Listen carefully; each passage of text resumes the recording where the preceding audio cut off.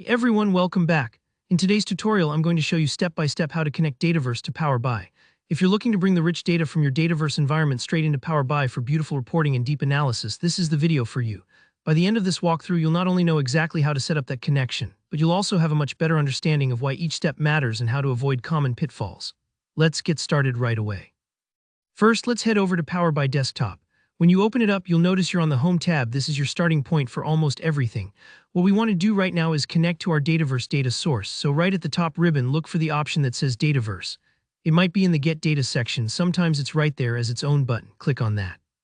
Now a quick note, sometimes people wonder, why Dataverse?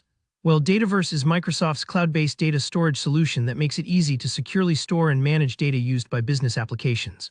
The nice thing about connecting it to Power BI is that you get the best of both worlds: robust data management and interactive, customizable reporting.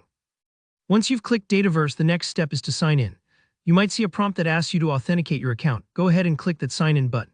At this point, a Microsoft sign-in prompt will pop up, very similar to logging into Outlook or Teams. Just enter your work or school email address and password. Give yourself a moment here. Sometimes it takes a little time, especially if multi-factor authentication is enabled for your organization. Don't worry if you need to grab your phone for a code. This is all about keeping your company's data secure. Once you're signed in, you'll see a Connect button. This is really the final step in establishing the link between Power BI and Dataverse. Click Connect, and Power BI will start pulling in the available Dataverse tables and make them ready for your reports. Depending on how much data you have, this can take a few moments, so be patient. Let's pause here for just a second to understand why this process matters. Authenticating ensures you have the correct permissions to view and analyze your organization's data. It also prevents any unauthorized access, so it's a crucial security layer.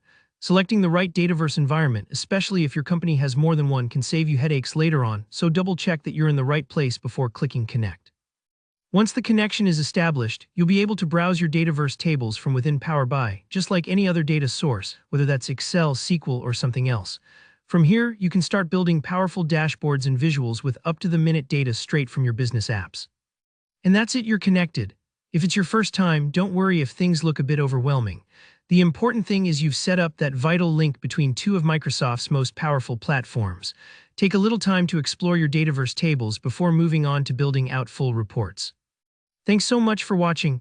If you found this walkthrough helpful, please hit that like button. And if you have any questions or run into any issues, leave a comment below and I'll do my best to help out. And don't forget to subscribe if you want more tutorials just like this one. See you in the next video.